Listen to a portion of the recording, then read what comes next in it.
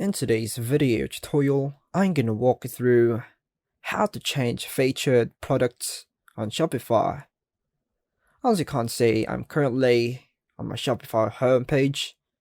So to manage featured products, navigate to the left side of the screen. I'll select products.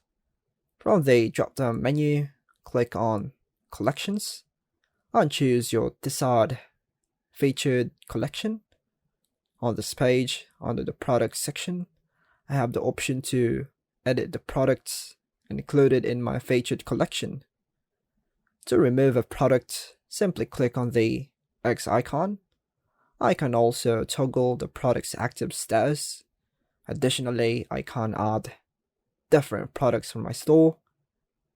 After making the necessary changes, clicking Save will display a confirmation if I had added any products. However, since I didn't add any, I received an error message.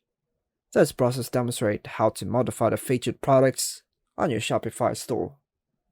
And that's all for now, folks. Thanks for watching.